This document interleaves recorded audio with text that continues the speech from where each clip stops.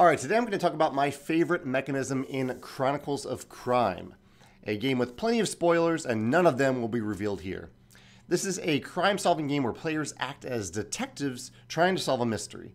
And the game is designed in such a way that there are multiple scenarios using the same components. So you might encounter a character in one scenario, and that character has a completely different role in another scenario, but you're using the same art for that character.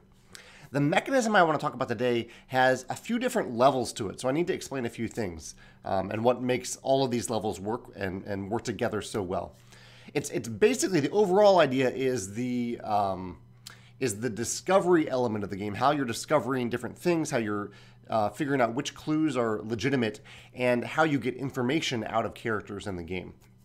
So it starts with a really cool technological component, which is that you do use a smartphone in this game whenever you enter a certain area that you have access to. You won't always have access to all the different areas in the game, but if you have access to an area, you can look at it on an app in essentially 3D. There's an augmented reality element to it if you have a certain component, but also you can just use your smartphone and move it around to see what's in the room. And so you're looking at it, you're looking up and down, so you really feel like you're looking at a room in real life, because you're swiveling around the camera to see what you're looking at. It's really, really cool. And as you're doing that, you are telling the other players what you're seeing. So you're saying like, okay, I see a cat, I see a rope, I see what looks like some goggles, I see a gun.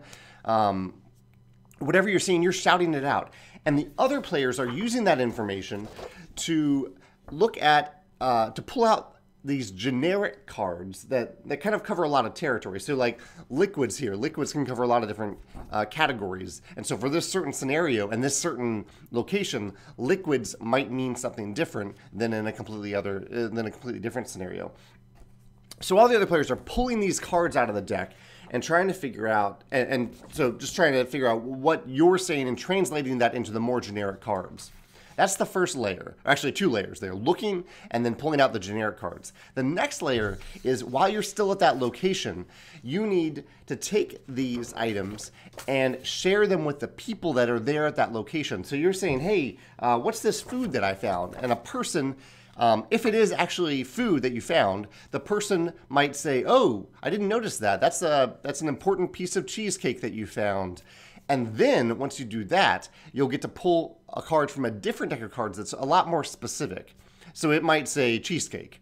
It might be a cheesecake card that you now have, a very specific clue that you have, an object. I think that it's called evidence. They're evidence cards. So you now have that specific piece of evidence that you can use elsewhere in the game. So you can't just go around showing these concepts to anyone. You're only showing them to the people at the scene of the crime, so you can figure out like what's actually there. You're taking these concepts and you're turning them into actual evidence that you can carry around. So that's the third layer.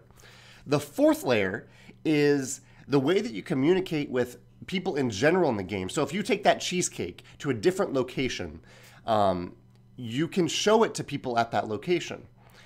And this does a couple different things, but it's a really, really cool element of the game, because this is basically how you are communicating with the app in the game in relation to the characters. So you're not asking questions in this game. You're not typing in questions. You're not choosing from a list of questions.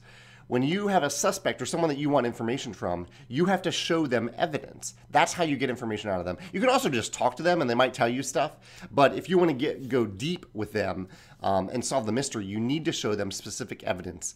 And so you need to show them that cheesecake, show the cheesecake to the right person or persons, the right people.